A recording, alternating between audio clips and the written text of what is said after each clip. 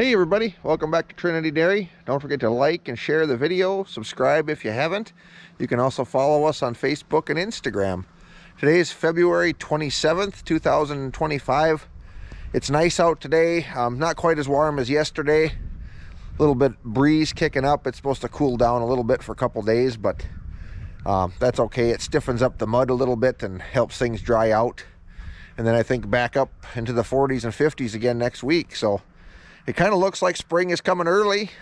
We can definitely get a lot of snow yet, so I don't want to talk too loud, but we'll take this nice weather when we can get it.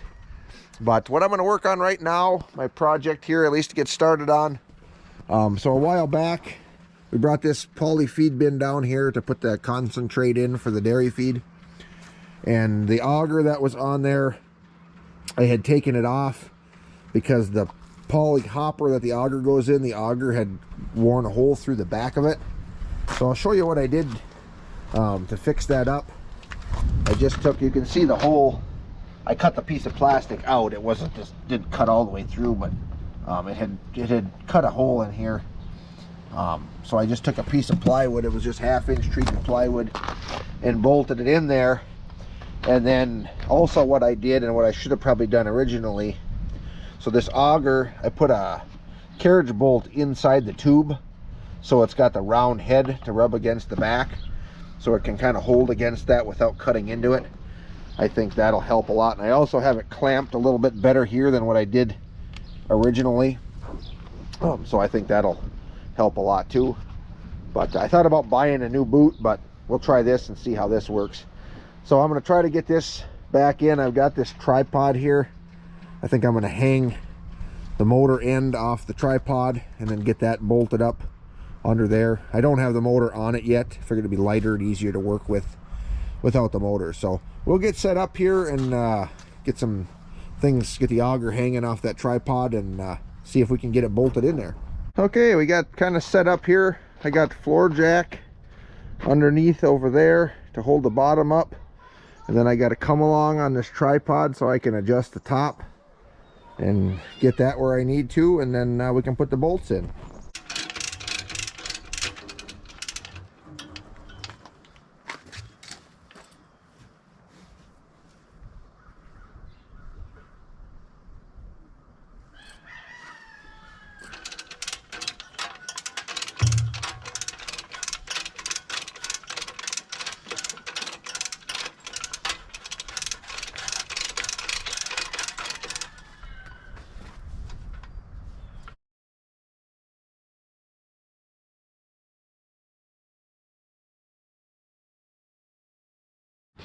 Well, there, got this all bolted on. I'll have to get a little silicone and put around here, but being this is at the bottom and it's all angled down anyway, I don't think it's really going to get much in there, but we'll seal it up. I know there's a couple spots along these seams that I need to touch up also. And then we'll cover this up around here. But anyway, it's bolted back in there. So now I got to get my motor. I've got this old auger here. I'm going to take the motor off of this one for right now and put on here because that's a good motor.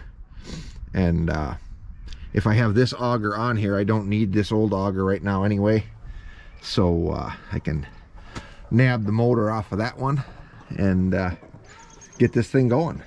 It's a couple days later, Saturday today, so I'm home all day today. It's kind of nice. Justin's gone today, him and Jen. He had a livestock knowledge bowl competition. So they headed out for that, so hopefully he does good at that. He's been really studying and it seems to really be picking up Noah's stuff, so they won't be back till later today. But I got the other kids here, and Jordan's coming down, going to help me with some stuff today. I'm not sure all what we're going to get into. I got all kinds of different projects. It's a little bit cooler today. It's supposed to hit like 27 for a high, which is really nice compared to what we had a couple weeks ago. But then it's supposed to get back up into the 40s and even some 50s, I think, next week. So who knows, this weather, we could be doing some spring tillage here way sooner than I figured. You never know. Or we could go into a deep freeze again. But anyway, so last I was working on this auger, and I haven't done anything with it since Later that day, I was gonna finish working on it, and we wound up our chest freezer quit working, so we had to go get another one of those before all the meat and stuff in there thawed out. So we got that done that day. And yesterday it was so windy, the temperature was cooling off, and it was like 30-mile-an-hour winds, 40-mile-an-hour gusts, they were saying. So it just was not good weather to be outside in. So I didn't really do anything outside yesterday. But today, I think that's one of the things. I want to get that motor transferred over to here. The cows are still in the barn right now, but they'll be going out today once it warms up a little. But I got to put some baleage out for them, and some mineral, bring them some silage, stuff like that, and see what we get going. I might even haul some manure today if the manure is melted, thawed out enough. So we will see what we get into. Okay, so this is the junk motor here that was on that auger. I just got to pull these brackets off, and then they can go on to the new motor that's going on there. I thought about trying to have this motor rebuilt, but there's nobody around here that I know of that does that. I did try a capacitor on it, and that didn't work, so we'll just replace it. Daddy, you know how to replace stuff? Some.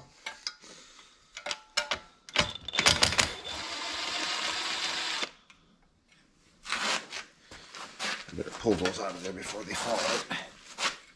Right? Yeah.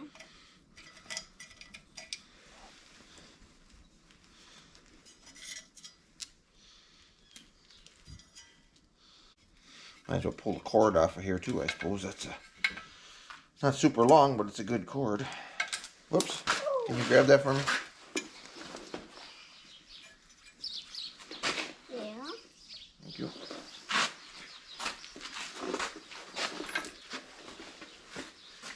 Still a little chilly out. I gotta keep the gloves on. Yeah. I couldn't really use these two gloves. And you got a mitten and a glove, huh? Yeah.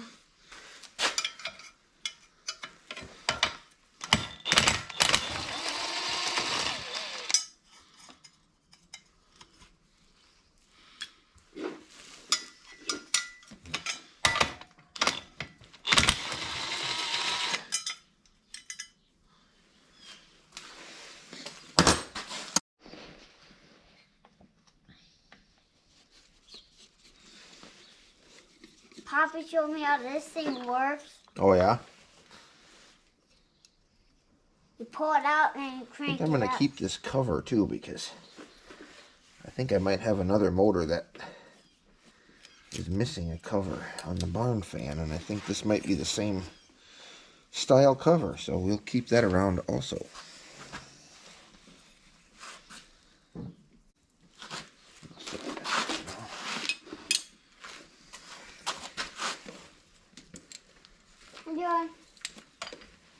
Dad's replacing this motor for that one. Yeah.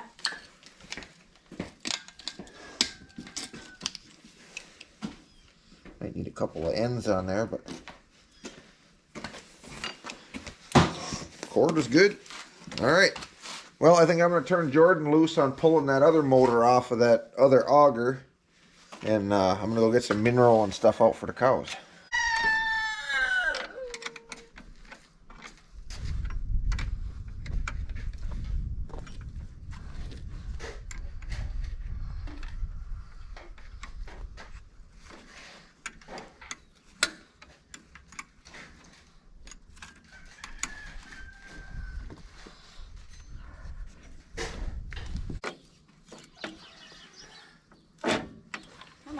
Stay back.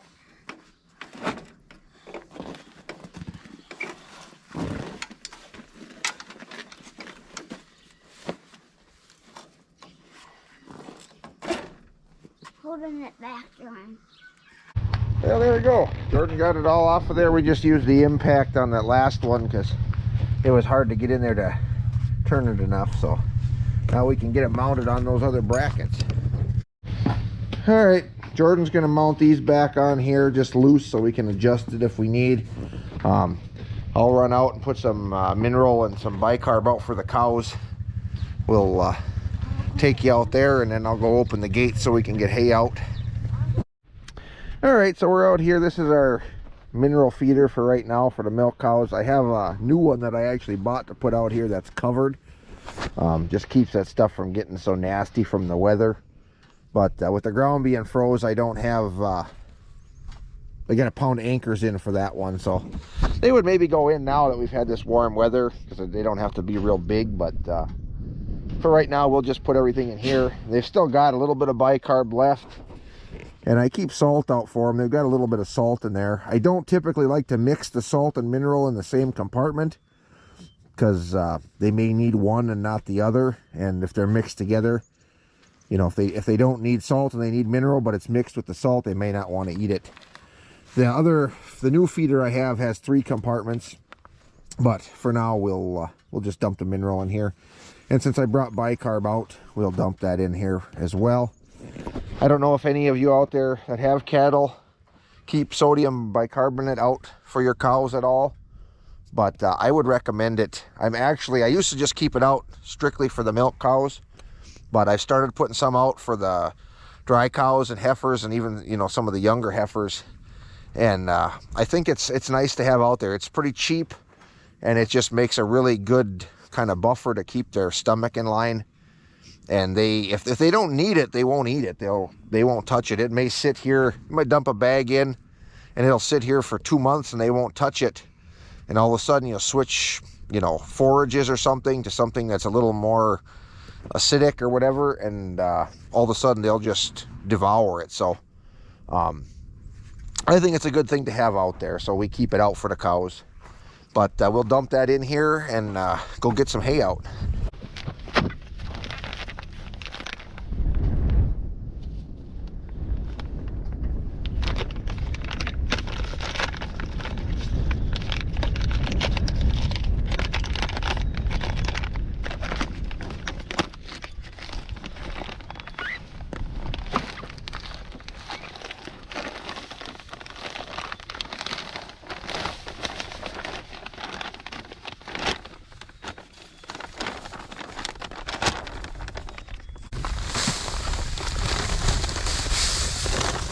And this mineral, this is what we keep out for the milk cows. I have a different one for the dry cows, but that's just what we use here. I keep it out free choice. There is mineral in their grain mix also, but I still like to keep some free choice out. They do eat it, so I think it's good to have in case they're just not getting enough in the dairy mix. So I'm going to run and check now. I don't have any salt or bicarb for the dry cows if they need any of that, but I do have a bag of dry cow mineral we'll bring out in case they need. All right, so here's our other feeder, and this is the same. I've had this one for a long time. I think I have replaced the rubber top on it once, but I bet you I've had this thing 10-12 years. And I have another one I bought just like it. It's going to go out in the other pasture. Typically this pasture is where the milking cows are in the summer, so that's why I had the 3-compartment one out here. But actually it looks like their bicarb and salt is gone.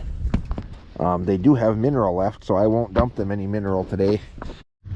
All right, got it all mounted up, and I haven't run it yet. I got to run. I think there's a little bit of old feed in there. We'll run out and give it a test run.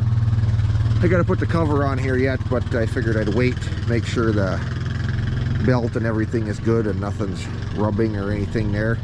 I had to splice my cord, just a temporary thing for now. It must have rubbed against something and had a bare spot, so I wanted heat shrink ones, but I must have been out of them, so we'll have to fix that a little better later, but it'll work for now. All right, here it goes.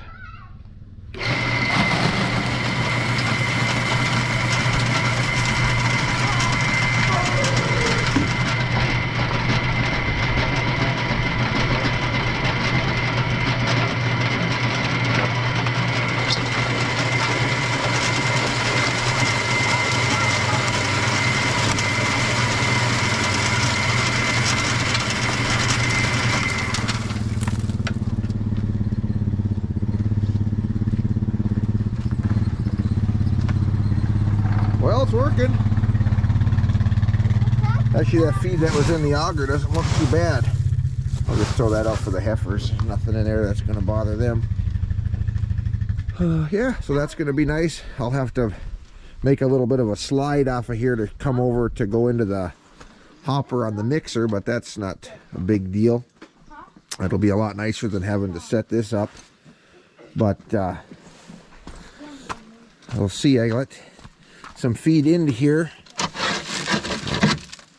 and I don't think nothing seems to be leaking around there, so that's good. So yeah, we will call that good for right now. I got some straps just holding that up there because I didn't want to leave that tripod over it. But I'd like to go a little, hook it as high as I can, and that's about as high as I can go as the top of the leg, so that'll have to do. But I'm going to fire up skid steer here now and get some baleage out for the cows so they can get out for a little while today. This thing is getting even more complicated. Can't tell if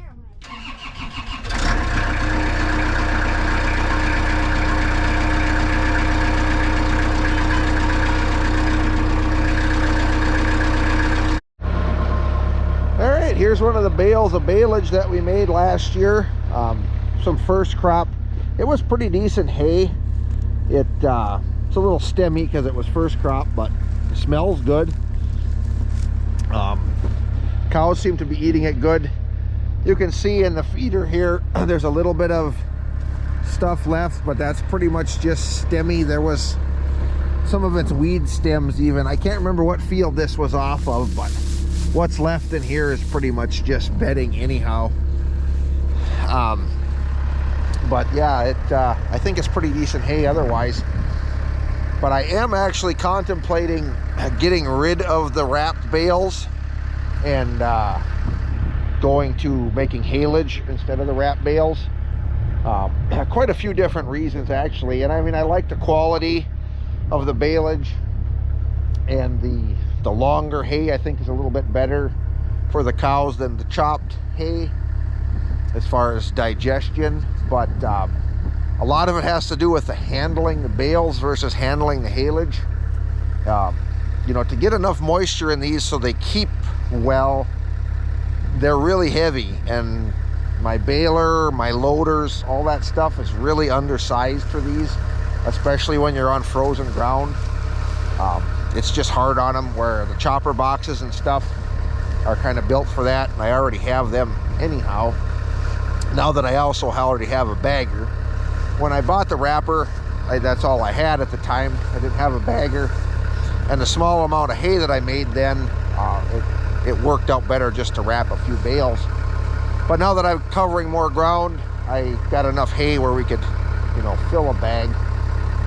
Another issue with them for me is in the winter time, if I want to feed them in the barn, they are a pain to feed. I have to have them outside, cut them open, wheelbarrow it in where the haylage, I can mix right with the corn silage and feed out. I've been feeding haylage out of that bag all winter, just really nice, mixing it right in with the corn silage. So what my plan is I think this spring I'm going to probably sell that individual wrapper and just kind of keep that money around and look at upgrading my bagger. I'll use my bagger as it is for now. I mean, it works all right, but then I got some money there from that wrapper to invest in a better bagger down the road. And another thing too is my baler. I got that old chain baler and it does all right, but if I need to get a new baler, which I'm, you know, in the next few years would be nice to upgrade that baler.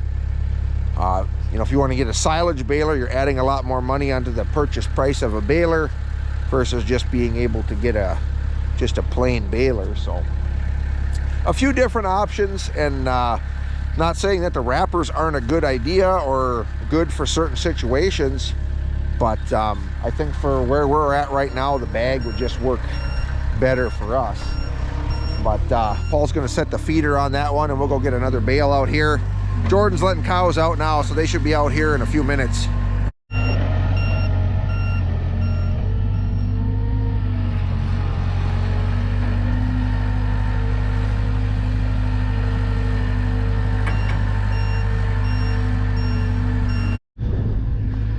Paul's heading up to go grab another bale. As long as he's doing that, I figured I'd show you this feeder. I actually did a video on this when we first got it. That was probably one of our first videos. I bought this this is made out of, like, I think it's like natural gas piping or something. It's all plastic other than it's bolted together. And kind of my thoughts on it, I really like it. This one's not skirted. They do make them skirted. I think they're a little more money. I don't know what these cost now. I think when I bought this one, it was 300, maybe 350. They're maybe 500 now. I'm not sure. But I've had it that long. I've had it out. It's been around bulls. It's been with the cows. In the winter, in the summer, and it's been really good. And with this longer hay, like this stuff is, this was another Baleage bale. It doesn't really lose any more than, I mean, that steel feeder there is skirted, and they pull just as much out of that skirted one as they did this one. But if you have really fine short grass, like second crop, third crop, it will lose a lot more out of here. But typically I have this feeder with the dry cows or heifers that are getting usually a little bit stemmier hay. But I have to say it has really held up well. Obviously you don't have to worry about it rusting out like those steel feeders. The bottom ring, they rust off and the legs rust off. So I do have to say I think this was definitely a good purchase. It's light, it's easy to move, and I've never had it happen. But when I bought this, one of the guys that worked there, he had bought a couple, and he said the only issue he had was one of his cows had long horns, and she would hook it, and it was light enough she could pick it off the bale. But I've never had him flip it off a bale here. But like I said, we don't have any longhorn critters around. But so yeah, I just thought I'd show you guys that a little. I haven't really shown this feeder since we bought it, and that's been 3 or 4 years ago. So.